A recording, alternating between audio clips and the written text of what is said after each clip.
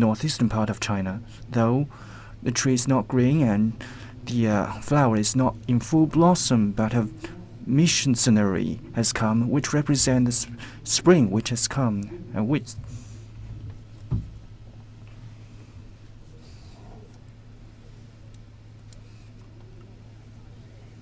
it is the wild goose.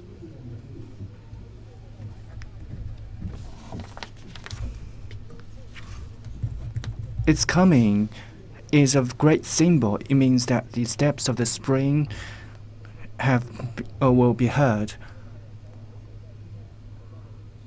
And the being goose have come here. The wetland has many kind of this goose, and it may be about over 100,000.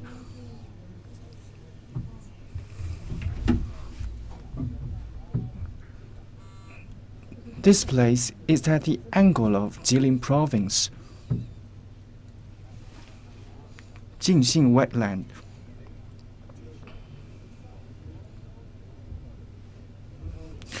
And it is an adjacent area. It's at the border of the ancient the Warring States period, the Three Kingdom period, where the three kingdoms converge.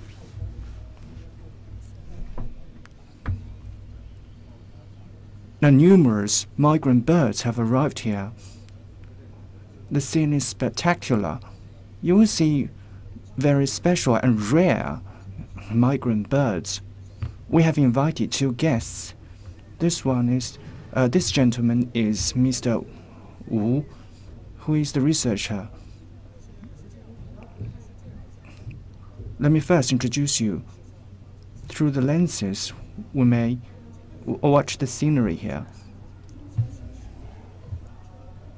We are at the Hunchun, the core area of Jingxin wetland.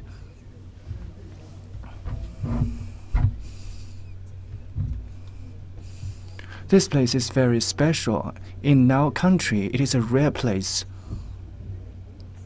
It is the converging area of the China and Russia and the North Korea.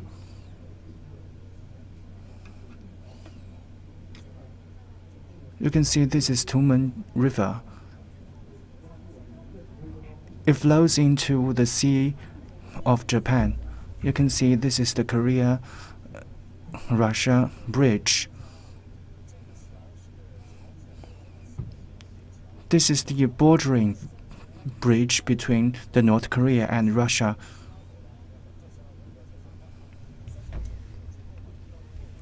It is the triangle structure.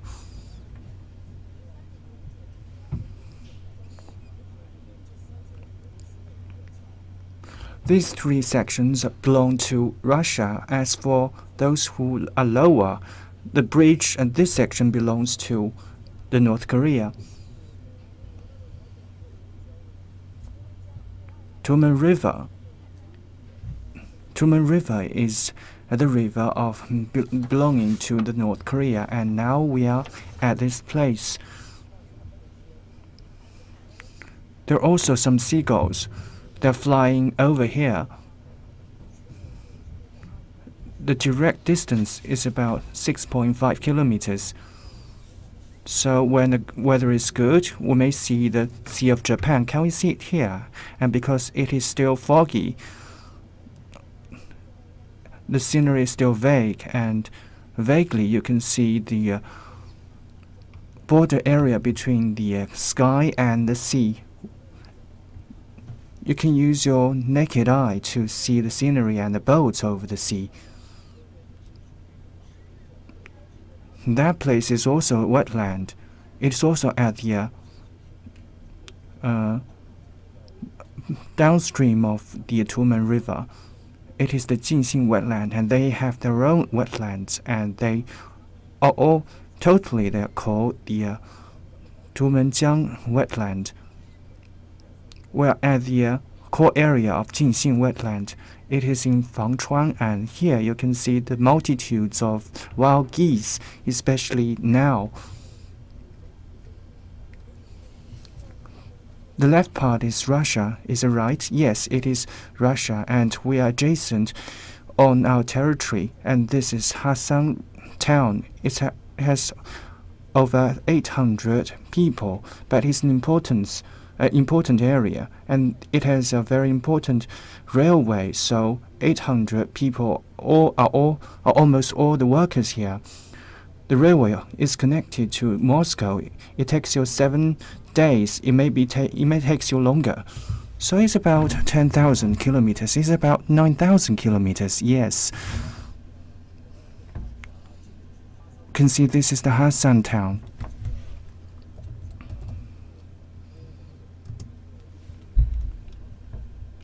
The scenery is rarely seen, especially it's at the border of the 3 countries. So it is also adjacent to the Sea of Japan. You can often see seagull. Yes, it's white. You can see it over the Tumen River. Just one. Sometimes you can see multitudes of seagulls.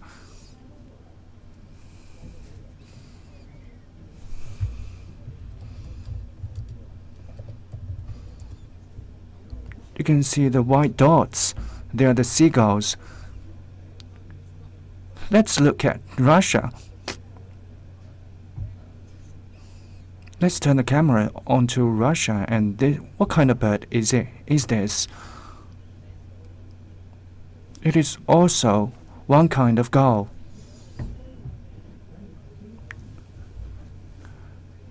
It's vague and we cannot see it clearly.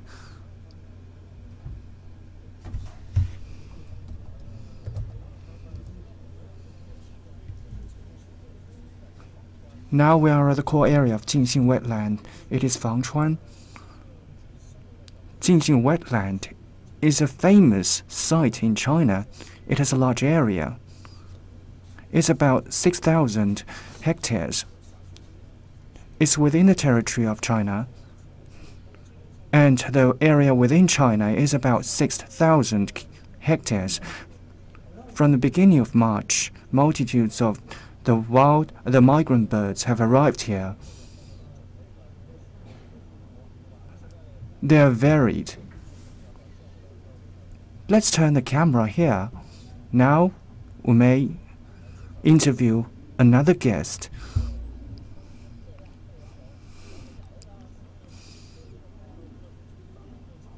So, Jingxin wetland, what are the major migrant birds? Let's look at them. This one.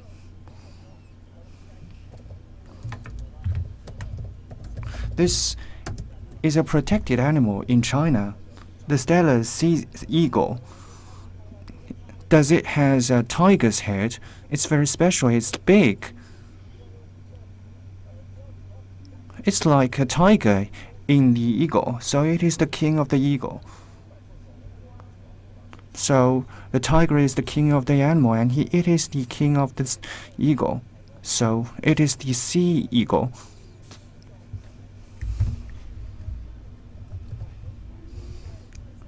The white-tailed sea eagle, they are huge. It's also the Class 1 nationally protected animal. The pictures are all taken at the wetland.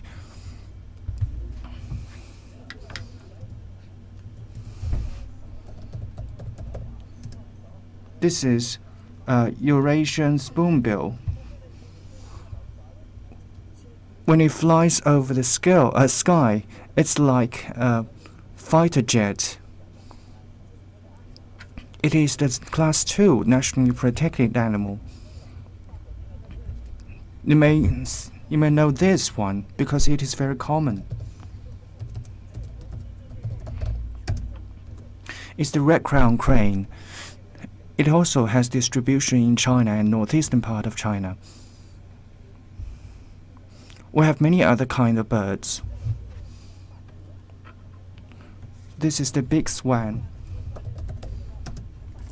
The whooper swan. They are the Class 2 nationally protected animal. Its beak is about 20 centimeters longer than the small ones. It's very beautiful. You can see it in this season.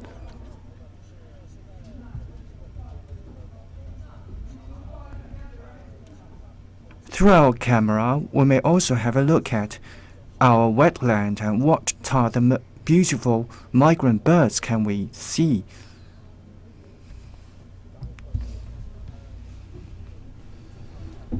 And Mr. Wu,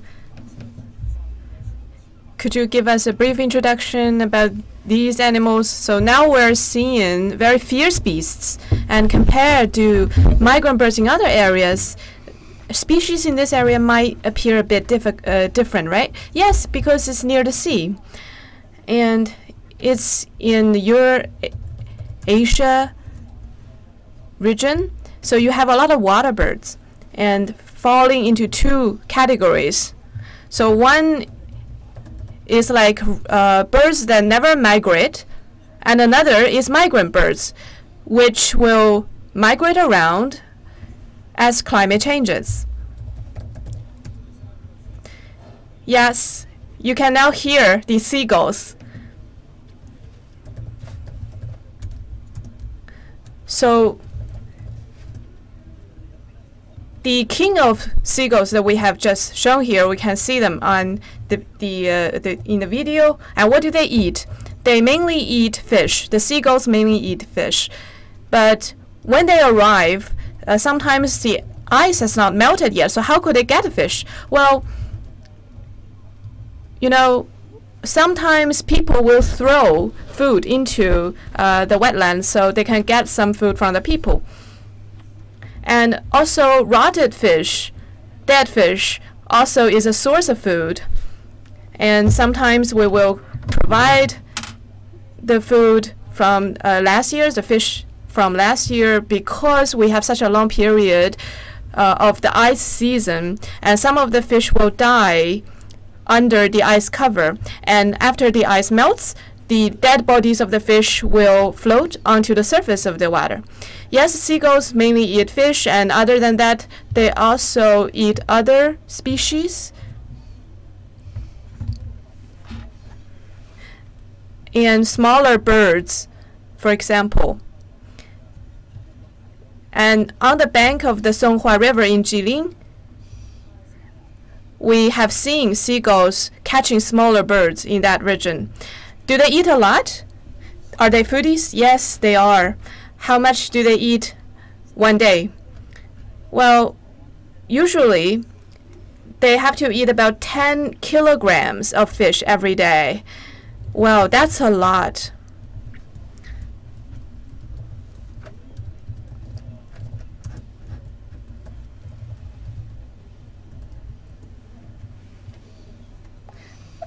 Now, aside from fierce beasts, what else do we have? We have a lot of geese, wild geese over here. So can we see more of them, please? Our cameraman. Now, when they fly, so like they always fly in herds, and they appear in great numbers. Do that numbers change? Well, it's this year it's about 200,000, and we have seen a steady increase of the number. There are two favorable conditions. First, we have seen steady improvement in ecological environment, and then people have increasing awareness for environmental protection. That's why we are seeing increasing geese. And it seems that they can live in peace with the fierce beasts, right? Well, the geese, they can protect themselves, and they are very big, so it's very difficult to prey on them. They all have their own territories. They have their protective measures. And also, for example, in China, in villages, people will keep geese as a dog, you know, to guard their homes, because they're very protective of themselves. It's very difficult to catch them. And the croplands, they will also rest on the croplands, right? Because they eat plants, and they eat seeds and grass, for example. So on the wetlands, we have a lot of these farmlands, and some of the seeds and food are scattered around in this region, so they can also use that as a source of food. So this place is actually a place for rest for these geese. So they will recuperate and feed themselves before they go on the next journey to migrate northward. And they're different from seagulls. Where do they come from? We have Australia and Japan. They can come from Australia. So these are stations in their migration journey, let's say, and they can come from the south of the Philippines. It's like a belt of the journey of their migration. It's not just a single line. So throughout this zone, they can migrate throughout this zone. So what's their final destination? Well, the north of Siberia. So they will reproduce there in North Siberia. So that's in the northern part of Russia, right? Yeah, so how long will they stay here? For spring, it's 1 month, but in autumn, it's like 3 months, much longer. Now, in spring, the birds we're seeing will be adults. And in autumn, that will be younger birds. So when younger birds are returning on their journey, they take longer to recuperate. That's why they take longer time to feed themselves here, and they rest longer. So how many members are in one bird family? Well, it's like they fly in herds of hundreds of birds. They do not fly in families. We have a herd. Yes, we don't call them family. So there is one leader in that herd, and following that leader are a lot of birds. So the leader will then decide the direction, and that will also save a lot of efforts for the following birds. So the wetland here is actually a very important station on their migration journey. So we have talked about seagulls and fierce bees. I think they're different. So we see these birds, they try to feed themselves near the water.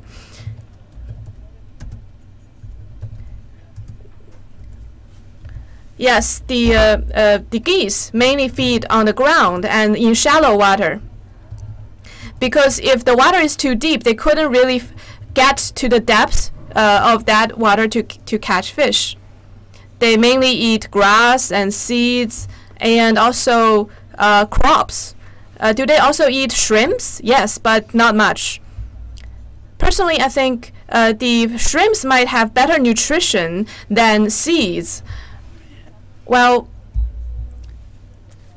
in autumn, the shrimps multiply in number, but they are not really an ideal source of food for these geese because they really cannot digest so much shrimp. So they don't really like meat. They mainly feed on plants and seeds. They're like vegetarians, I should say. We also have another bird, like white storks. Their main source of food is then fish. So we have different birds having different sources of food. If you give plants for white storks, they wouldn't live on that. They wouldn't sustain. So the birds will decide when to rest and where to rest based on the provision of food. Now here, the wetland provides a diverse source of food. Yes, because we have very beautiful environment here. And we cherish this idea of living in harmony with plants and animals. And in the region, we now have a festival for bird watching. People have an increasing awareness for environmental protection, and this is something we want to we want to keep and press forward with in future. Now, we also find that the fierce bees, they really prefer walking on ice, right? And moving around on ice. Yes, because they can get food there, they can get fish there.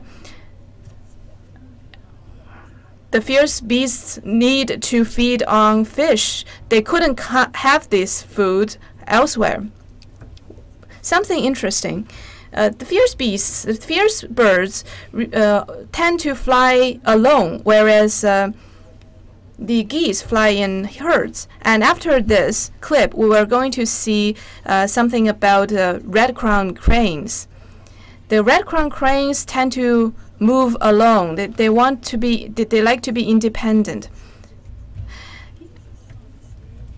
So the red-crowned cranes, they have to live around water, and the water couldn't be too deep or too shallow. The depth of the water cannot exceed 60 centimeters. Otherwise, they won't be able to reach to the deep, to the bottom of the water. They cannot swim, and how do they feed? So it uses the beak to catch the fish. So if the water is too deep, they couldn't catch the fish, and they couldn't see very far. So we have a small number of red-crowned cranes here, and what do they feed on? They feed on fish that live on plants, fish that feed on crops and seeds, and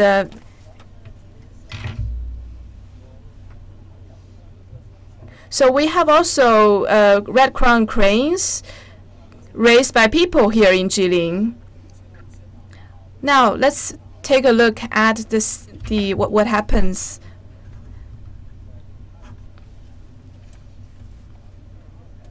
These are all seagulls. They fly over from the seas. 2.5 kilometers distance, that's a lot. So they fly over our head, and what are they doing?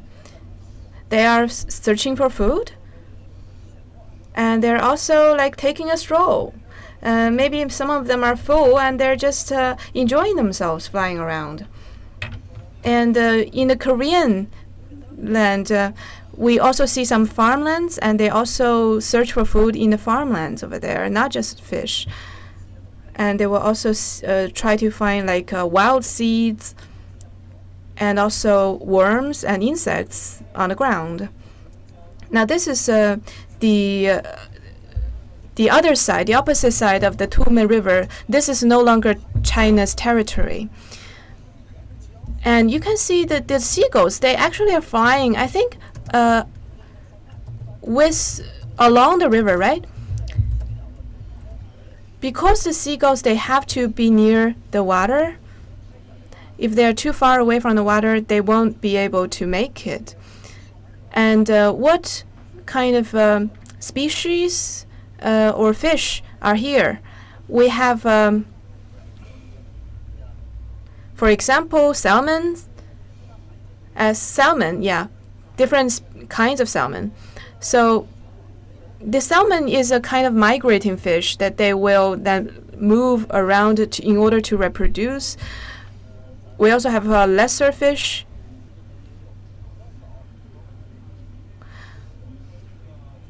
We also have carps. So migrant birds here, compared with migrant birds elsewhere, they really are special in terms of the kinds of species and the number of them. Yes, because this place is very special. It's near the sea, and that makes it unique in China. Now, can we have a closer look at also the seagulls? In Jilin, Jilin is absolutely an inland province, so it's also near the border. Now, nobody will see this place as connected with the sea, but actually, we have a lot of seagulls here. And this place, this city, is actually a coastal city, let's say. And seagulls really abound here. Why are seagulls migrant? Because seagulls need to migrate along the coast, you mean? Well, along the river and also along the coast. So we may have made a mistake that we believe that the seagulls are like fish and they live in the salted water. They cannot live in the fresh water. So seagulls are like fish when they leave the sea. The fish in the seawater, when they leave the sea, they cannot live in the fresh water, but the birds are different. As long as they have food, they will not die. As the weather turns warm, and many birds have become, many of the birds live here, they stay here. So how they reproduce? Do they lay eggs? Yes. All birds lay eggs and hatch them. And there are different kinds of birds. They have different means of reproduction. And they build nests and lay eggs and hatch them. But as for the seagulls, there are not many areas where we can see they have trees for the reproduction. So we can see the stalks abound here. And they can also build nests on the ground. Sometimes the place is simple for them to build nests, and they lay eggs and hatch them. And when they hatch, after they hatch the eggs, and they will reproduce small birds, they will find food here. And we have found a very interesting thing. Seagull is the one that is not afraid of people, and we just build our camera devices, and then we'll wait them, and then we'll give them food. They come here and eat them, and they are bold. They're not afraid of people. The red crown crane is the one that is afraid of people, and when there are dangers, they will leave. But this is the case for the red crown crane. But for seagulls, they will not leave, and they will not fly away when people came.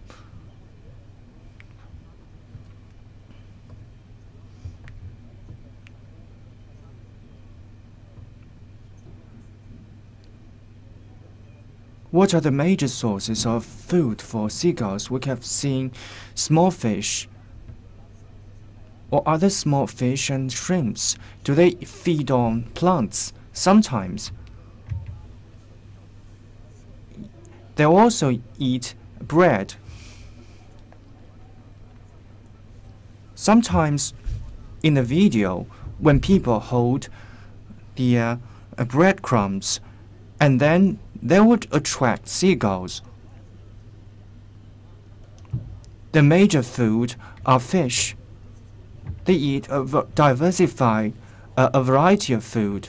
Sometimes tiger would eat grass. Do you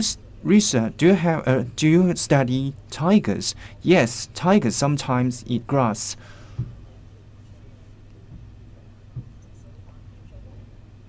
Sometimes the plants will help digestion. So sometimes the animals will eat plants. And we have established the parks for the protection of tigers. What is the area? It's about 142 hectares.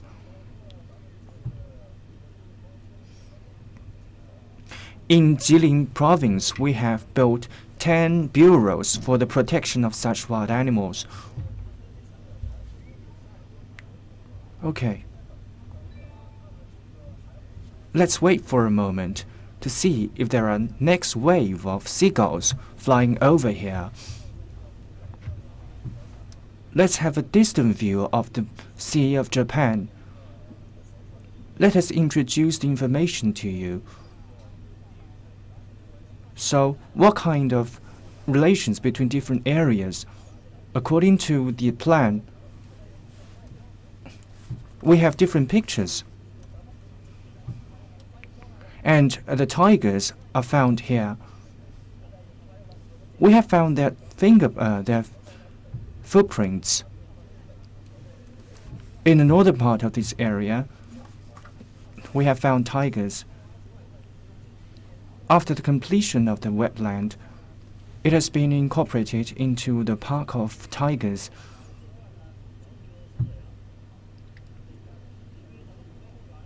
Because the Park of the Tigers have lesser area.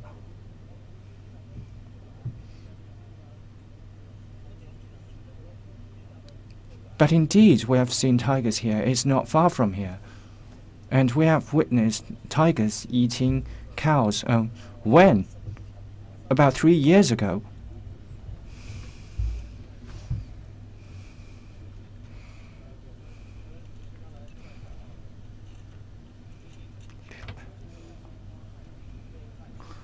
Through this map, we may have a more distinct look, have a clear view. Well, at the angle here, it's Hunchun. We may know its area. It's the sea climate. The eastern part is all the Sea of Japan. And this city belongs to Russia, and this city belongs to the North Korea.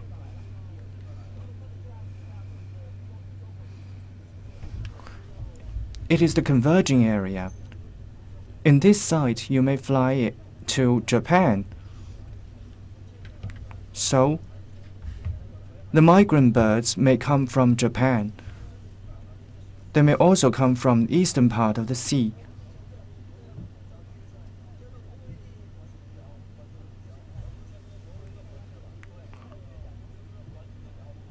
Also, we have birds coming from Norway and Sweden.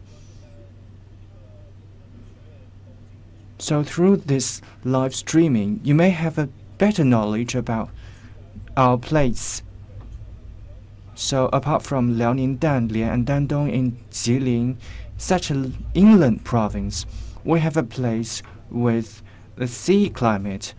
It is a coastal city, and many of you may not know.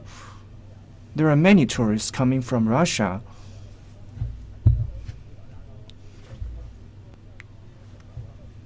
And there are several groups of people who have lodged here. In the Heifeng River, also we have many Russians, and they are mainly businessmen. But for the Russians who come here, they come here for leisure purposes, mainly for leisure purposes. And these are welcomed by the Russians because the environment is well, and there are also many good food to eat.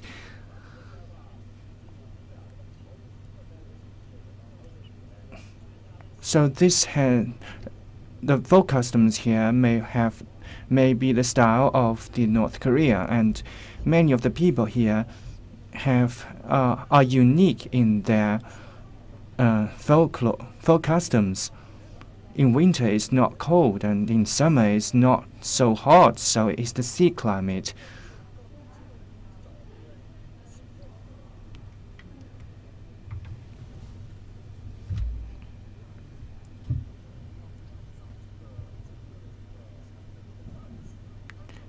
In East Asia, we can see many migrant birds here.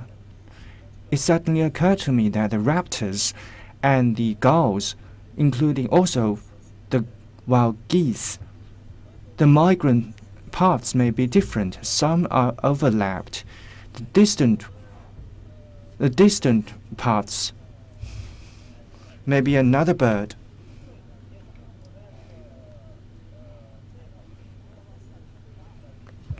In Inner Mongolia, we have witnessed such kind of bird, and we have witnessed another bird coming from Australia.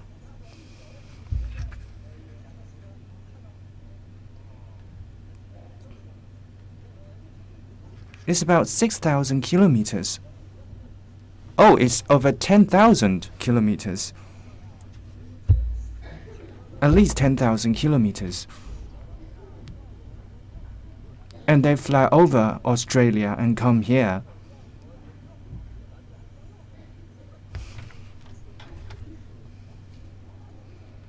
it's the event that happened in 1987, 1998, 88, and there are many nationally protected animals. And white-tailed sea eagles, there's the number of it is about 17, and several days ago, especially the tiger-head sea eagle, and we have also witnessed them. The number is about 3. It increases the population of the tiger-head wild sea eagle increases rapidly, because along the migration paths there are many terminal transferring sites, and on each transfer site the environment must be good. Apart from the wetland in China, what kind of famous sites do they have? 双尾河口, and also the some places in Qinghai Lake, and the Jialong River in Heilongjiang province. They're also very famous, especially the white crane. They have made their migration paths here.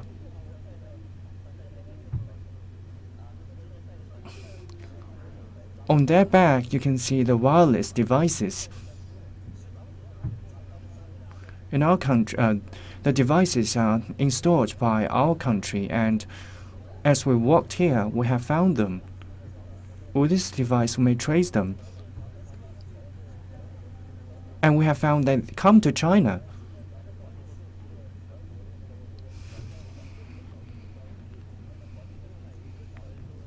And those birds with such devices may come to China, and China is a center for these birds. And in China, the birds will be registered in Jilin province. In Shanghai, we have also had the live streaming of the white crane. I have a question. Why in Jingxin wetland we cannot see so many white cranes? And the population is small, it's about 4,000. So, in Poyang Lake, also in Iran, in Japan, we can see a small number of them.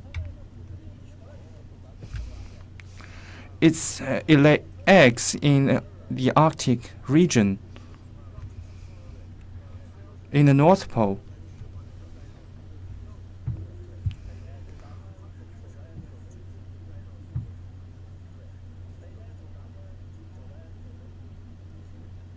It will follow its path. It will follow a new path.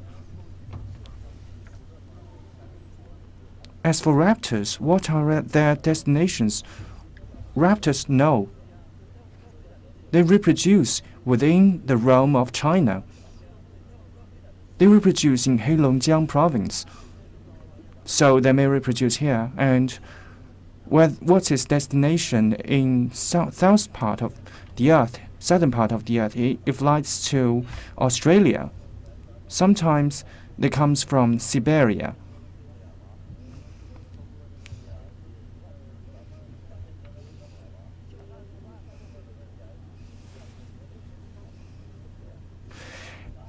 The height of its when they fly, they maybe fly quite high. It's over 100,000 kilometers, and they are they're miraculous birds. So they migrate according to the changes of season, and we human beings want to migrate like them, but we do not have such capability. But human beings are smart. We can build the aircrafts.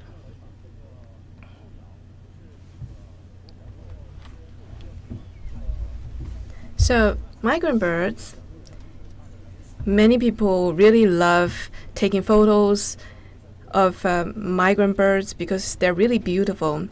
And we also have people that like to observe migrant birds. So now as we move closer to the birds, what what are the tips should we have? What kind of precautions should we take in order not to harm them? Yes, we have a lot of photographers that really love taking pictures of birds. We have like people that like to take photos of pandas, of fierce beasts like tiger. Now, they are actually more dangerous than birds because they are easily agitated. Birds, well, so you listen to birds' calls, and that's a very enjoyable experience. But what you want to avoid is do not really threaten the birds and do not make the birds afraid of you. And that's very important when you take photos of birds. You don't really want to throw stones at the birds. You don't really want to shout at birds. I actually see people, setting off firecrackers. That's the thing that we want to avoid. We now have an increasing number of people loving birds and loving to watch birds. But if they really love birds, they really need to give the birds a quiet place to rest. So as a researcher in the forestry, how long time have you been here? Well, since I took on this job, I have been here for over 100 times, and I have spent like over 2 years staying in this place. So every year, that's like over 100 times here. Yes. I have been to this place very often.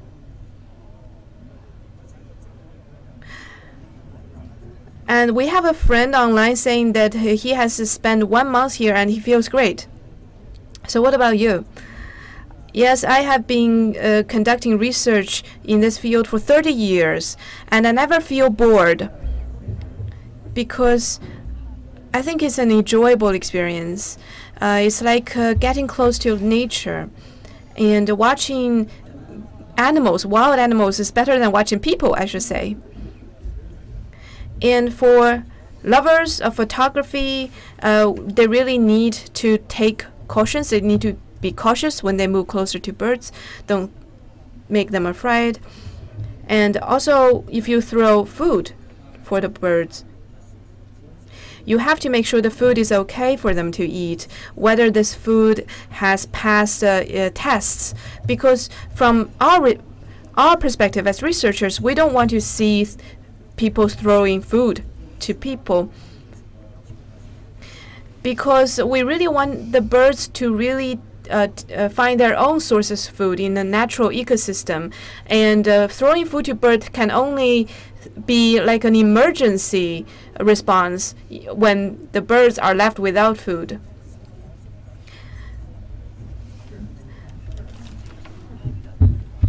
Well, migrant birds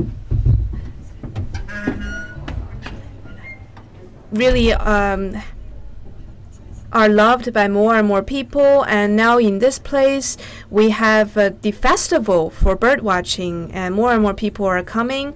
That's a very natural outcome when people's living standards have risen, so people begin to really start to enjoy the nature and the birds. I have seen a lot of friends taking photos, and they really rejoice when they take a great photo. And it's very difficult to catch the right moment when you take pictures because they're constantly moving. And let's see. Now, are the numbers of bird declining now because the season for migration is about to over? Yes, it's about 1 month during springtime. It's longer in autumn. It's like 3 months.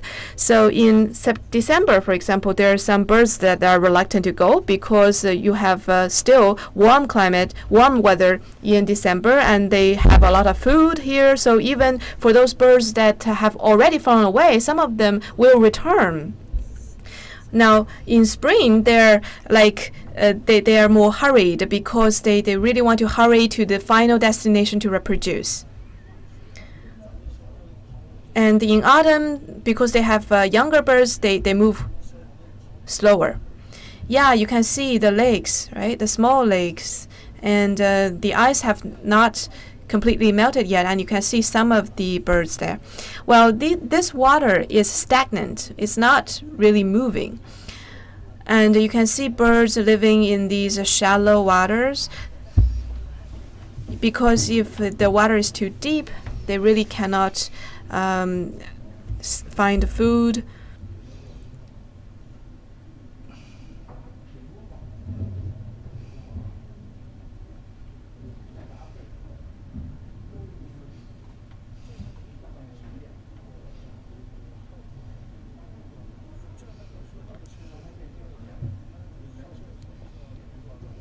Is it the easternmost part of this region? Maybe no.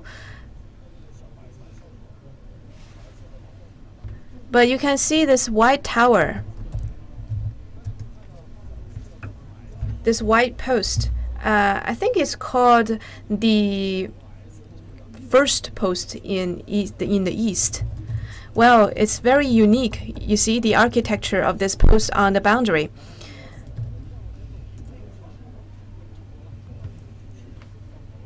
So that shows the end of the China's territory. If you take one step further, you are going into another country. This is the post on land, and then you also have the Tumenjiang River, and then over there you have Korea, and on the left-hand side you have Russia. So you have 3 countries converging here in this spot. And in this place, I think this is really unique because you can actually take a look at 3 countries in one site. And if a tiger shouts out here, everybody is going to hear, no matter which country you are in.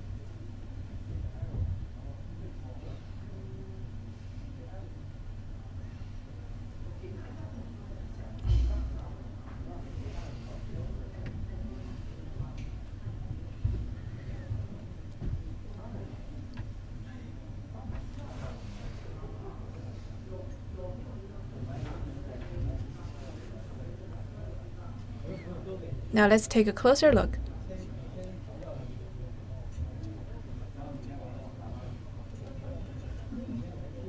We have prepared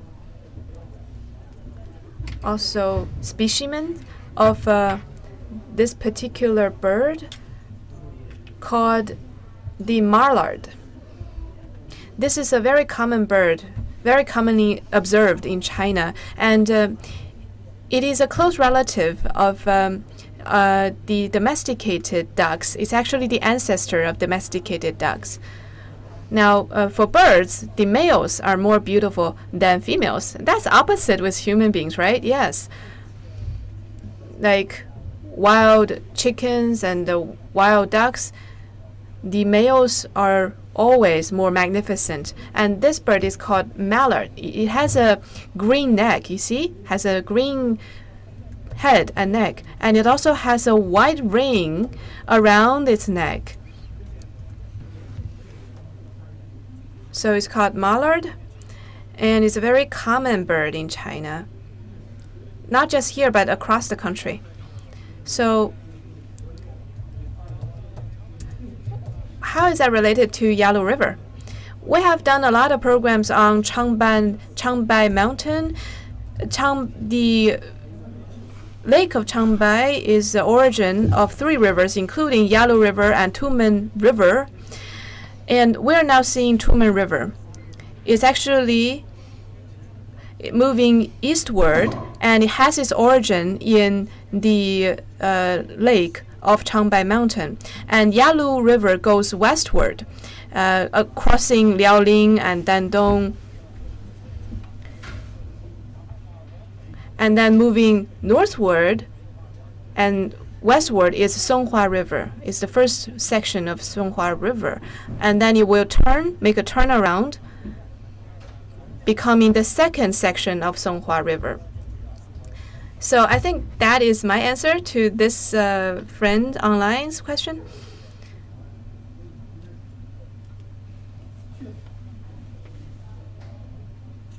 This is also a common bird.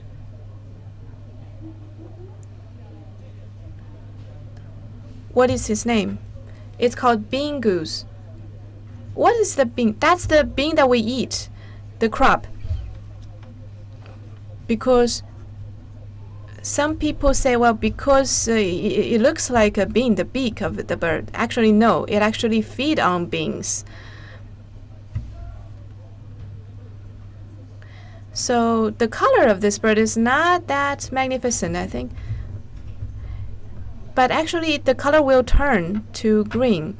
In the picture, the color has faded away, so it's very different from the pictures. Here, the specimen's color is different from that in the picture. If you take a picture, if you take a look at a picture, you'll see the actual color. So you see, its color is also good. And this is the mallard, as we have just talked about. And this is called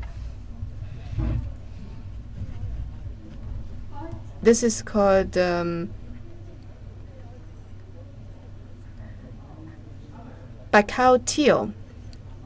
So these geese, they feed on mainly plants but also fish. So the number of bean geese and the number of the other bird, which one is greater in number? I think bean geese is greater in number. And how about the flyways? The geese have shorter flyways.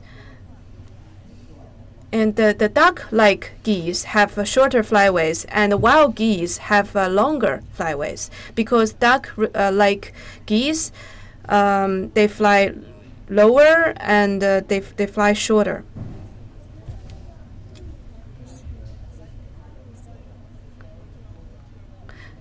So these specimens have important values in terms of scientific research and other values, but it's not a protected animal. At a national level, we still cannot hunt these birds at will in Jilin province because it's a protected animal in Jilin province. Although it's not a nationally protected animal, all these animals are owned, are assets of the state, so you cannot really poach here. And we also have white-fronted ducks. Yes, it has white foreheads, you see. And it has pink beaks. Usually we have black beaks among other birds, but this bird is very special. And then it also has pink legs. For the other birds, they have black legs.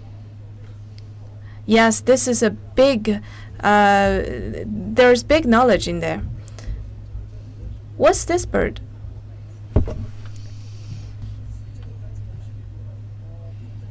Now, this bird is not much in number, and it's called northern lapwings. It's also commonly observed in Mumuge and usually living in marshes and shallow waters. Here, it's less in number, and people have names for these birds, different kinds of names. For example, one nickname is a beautiful lady because it's very beautiful and its call is very nice to listen to. You see, it has very brilliant plumage. And many birds have caught people's attention, and coupled with its beautiful calls, people really love this kind of bird. And this bird is not afraid of people, so you can easily have a shot. You can easily take pictures of these birds. Other birds? Yes, we also have this. What is it eating? It's kind of a fish in Japan, commonly seen in Japan. It's actually not a fish in the strictest sense.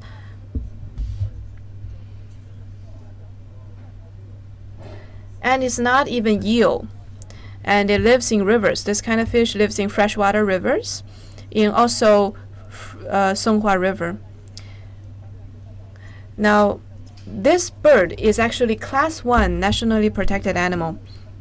You can see the plumage. It's like what we observe on fish, the scales of fish. It's very beautiful. And the males are even more beautiful. We know the male birds are much more beautiful than the females.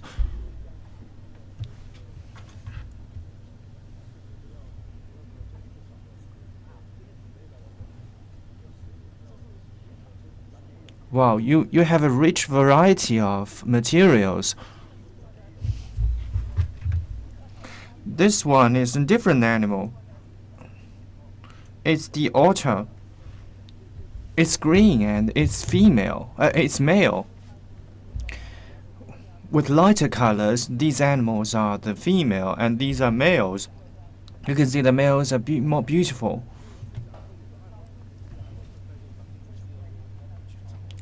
This is the class 1 nationally protected animal, and there are volunteers and animal lovers who may seek such animals or birds. When they are seeking those birds, what kind of items do they have to watch out? When you see in a distant view, can we drive in a big SUV? No.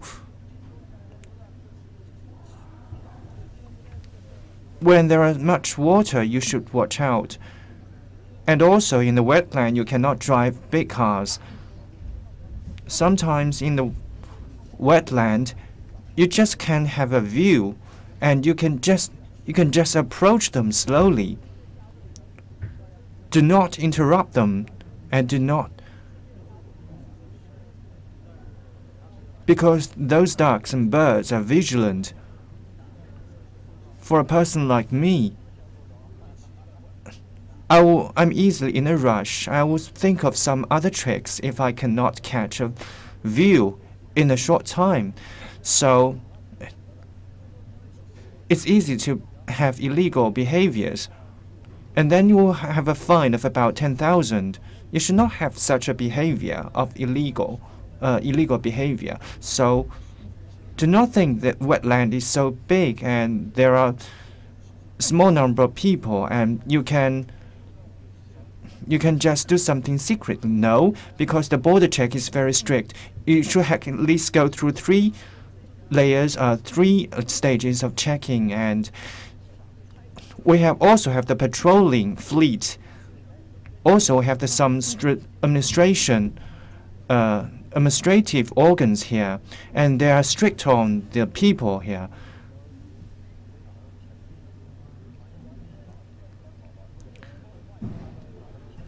And also there are some illegal behaviors or criminals. They will be reported. According to the law of our country, they will be surely punished. And we have been waiting for a very long time for these birds and wild geese, and let's or maybe take this opportunity to end this program. This place is Russia, and we are at China, and that place is North Korea. Now we were live streaming, and here the place is very special. It is the core area, Hunchun, at the core area of Jingxin wetland, and on the opposite side is Russia. We are at China, and the other side is the North Korea. The wetland is called the downstream wetland of Tumen River. The area is about 6,000 hectares. If Russia's and North Korea's part is included, the area may be bigger. In spring and in autumn, because in autumn the time is longer and there are more number of birds, and this year the number has reached 200,000. The white-tailed sea eagle and the tiger-head sea eagle, we have seen such kind of birds, and the number is increasing. And Hunchun is a coastal city. It has a sea climate. The distance is about 6,000 kilometers. So This program is dedicated to bringing you knowledge you may not know, and it has a famous famous tourist sites. It is as famous as Changbai Mountain, and through this program, you may have the knowledge about the northeastern part of China. You may know that it has our China has a special and interesting place. Also, through this program, will help you may have more knowledge about the migrant birds. With the help of Mr. Wang, and through this program, we may help you to protect our Mother Nature and raise your awareness of protecting them. Mr. Wu has been here for over 100 times, and the longest stay has been over 2 years. So we have come here also for multitudes of times. And also we have we can smell the sea. Now, at the end, you may also have some words with the viewers. Huichun is a very good place. It's also a key tourist site. And what about the migrant birds? What's the meaning to the migrant birds regarding the research? For those birds lovers, for those photographers,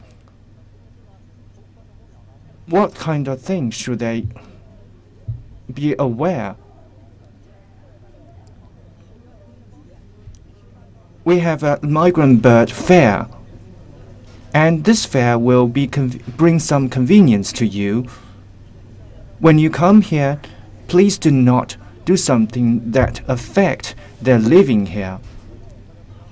So do not shout, and do not give them food voluntarily. And please do not drive big SUVs and drive all around. You may sneak in, but you will have the safety hazards because there are many secret rivers. If you are trapped in it, you may lose your lives. So also in this part we can see tigers. If the tigers may kill you and you will not be recovered.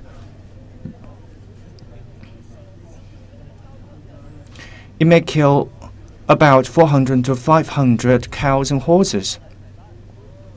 So one horse may eat 2,000 horses or cows for 1 year. So we have the statistics. It may also eat human beings. We may also have the live streaming about the tigers. So this marks the end of this live streaming. Thank you for your watching. See you next time.